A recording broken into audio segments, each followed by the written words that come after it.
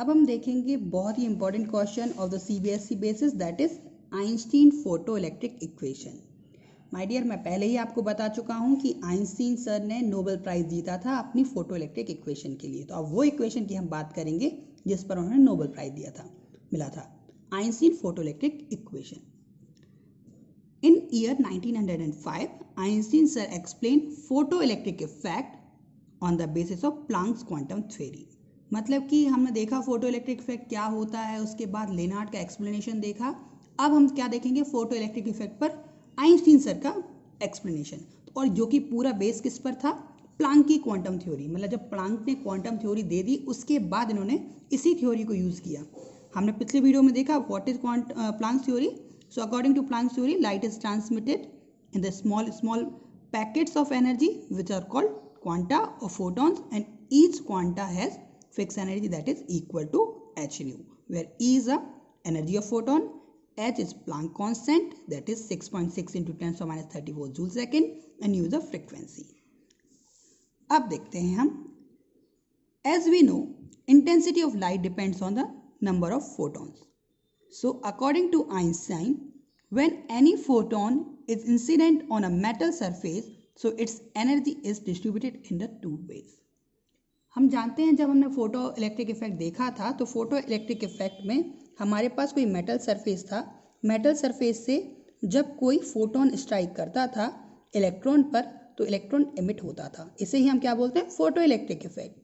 My dear, ये कहना चाहते हैं कि आइंस्टीन ने कहा कि ये जो एनर्जी, इंसिडेंट फोटोन की एनर्जी है, जब इस सरफेस पर पहुंचती है तो ये दो भागों में बढ़ जाती है।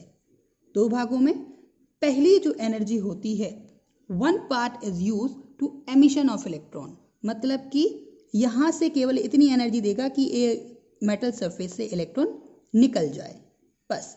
और जो बाकी बचा हुआ पार्ट होता है energy, that another part is use in the kinetic energy of electron.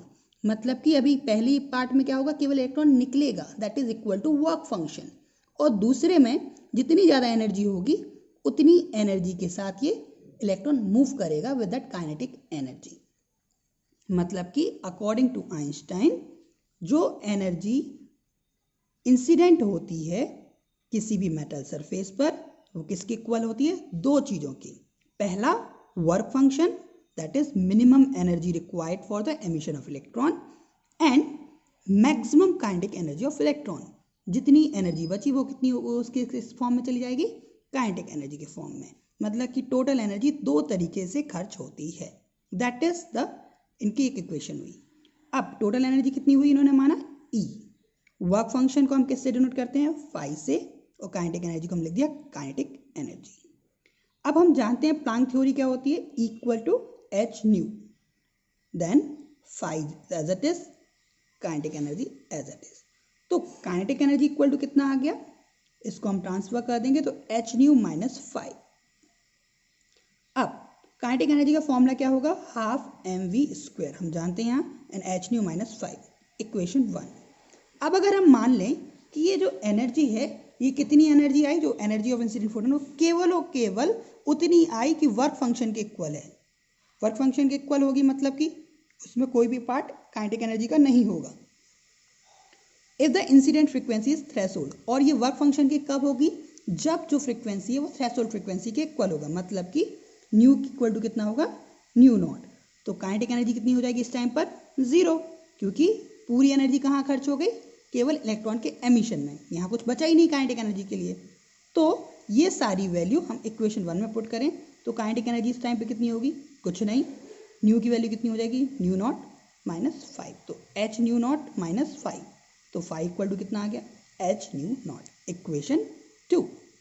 अब इक्वेशन 1 और 2 को देखें हम तो क्या आ जाएगा, ये half mvx square equal to h nu minus h nu not.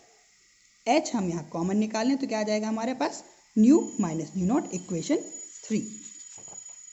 ये इक्वेशन 3 ही हमारी फोटो इलेक्ट्रिक इक्वेशन है, मतलब कि जिस पर आइंस्टीन को नोबेल प्राइज मिला था, that is called Einstein photoelectric equation. तो अगर हमें डेरिवेशन आता है तो हम कहाँ से स्टार्ट करेंगे एग्जाम में हम यहाँ से स्टार्ट करेंगे और इनको 2 पार्ट लिखकर ये इक्वेशन लगाएंगे और इसको सॉल्व करते हुए इक्वेशन 3 पर हम खत्म कर देंगे। अब बात आती है कि आइंस्टीन के इक्वेशन के बेस पर फोटो इलेक्ट्रिक इफेक्ट को एक्सप्लेन करिए। तो अब हम इसको फोटो इलेक्ट्रिक इफेक्ट को एक्सप्लेन करेंगे। जो उसके लॉ हैं क्या वो सही आ रहे हैं इस लॉ के अकॉर्डिंग? अगर हाँ तो ये थ्योरी सही है, अदरवाइज ये एक्सप्लेनेशन गलत होगा। ठीक है, तो इसका एक्सप्लेनेशन देखते हैं। तो by equation 3 photo electric effect can be explain as in the following terms. Number 1, different photons transmit energy to different electrons. This shows number of emission of electron is directly proportional to number of photon. मतलब कि ये बोल रहा है कि जब जितने number of photon आएंगे और जितने नंबर ऑफ इलेक्ट्रॉन पर वो एमिट होंगे, तो जितने हर एक फोटोन एक इलेक्ट्रॉन को एमिट कर रहा है, मतलब जितने ज़्यादा फोटोन आएंगे उतने ज़्यादा इलेक्ट्रॉन निकलेंगे। मतलब कि फोटोन का नंबर बढ़ेगा। Photon means intensity of light, मतलब इंटेंसिटी ऑफ लाइट बढ़ेगी तो नंबर ऑफ एमिशन बढ़ेगा। नंबर ऑफ एमिशन बढ़ेगा मतलब कि करंट बढ़ेगी। तो हम जानते हैं क्या, that current is proportional to intensity of incident light. So मतलब यही तो हमारा पहला लॉ था। दैट मीन्स ये एक्सप्लेन कर रहा है, that is correct. Second, for any metal threshold frequency is constant, so kinetic energy of electron depends on frequency of incident light. My dear, equation तो आपकी फिक्स हो गई। अब अगर हम बोलें कि एक पर्टिकुलर मेटल है तो न्यू नॉट की वैल्यू तो क्या हो गई, फिक्स। उसके लिए न्यू नॉट तो क्या होगा, फिक्स होगा। अब क्या चेंज हो सकता है, फ्रीक्वेंसी। अब लाइट की फ्रीक्वेंसी बढ़ाते जाएंगे, तो अब ये बढ़ाते जाएंगे तो ये पूरा टर्म क्या होता जाएगा, बढ़ता जाएगा। पूरा टर्म बढ़ता जाएगा तो क्या बढ़ता जाएगा, काइनेटिक एनर्जी। मतलब काइनेटिक एनर्जी किस पे डिपेंड कर रहा है, केवल और केवल ये कांस्टेंट है, ये आपने कांस्टेंट कर लिया, क्या बचा, न्यू। मतलब कि kinetic energy is proportional to incident frequency. तो हम जानते हैं यही तो सेकंड लॉ होता है हमारा फोटो इलेक्ट्रिक इफेक्ट लॉ का। तो ये भी एक्सप्लेन कर रहा है। Third, energy of photon does not relate to intensity of light, so kinetic energy does not depend on intensity. हम जानते हैं यहाँ ई जो है वो किस पर डिपेंड नहीं कर रहा है, इंटेंसिटी पर डिपेंड नहीं कर रहा है। ठीक है, तो हम जानते भी हैं काइनेटिक एनर्जी कभी भी इंटेंसिटी पर डिपेंड नहीं करता। किस पर डिपेंड करता है, केवल और केवल फ्रीक्वेंसी पर। तो यहाँ हमारे लिए एनर्जी का कोई फॉर्म नहीं है। नंबर 4, इक्वेशन 3 से ये भी क्लियर है कि अगर न्यू की वैल्यू, मतलब कि किसी भी फ्रीक्वेंसी की वैल्यू न्यू नॉट से, थ्रेशोल्ड फ्रीक्वेंसी से कम हुई तो क्या होगा, तो जो काइनेटिक एनर्जी है अगर इसकी वैल्यू न्यू नॉट से कम करेंगे तो इसकी वैल्यू क्या आ जाएगी, नेगेटिव। तो काइनेटिक एनर्जी की वैल्यू क्या होगी, नेगेटिव। इट मीन्स हम जानते हैं काइनेटिक एनर्जी की वैल्यू प्रैक्टिकल लाइफ में कभी भी नेगेटिव नहीं हो सकती।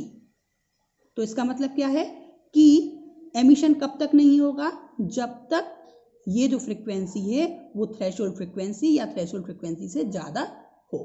ठीक है, तो ये भी हमारे लिए क्लियर हो गया। ये भी हमारा फोटो इलेक्ट्रिक लॉ है।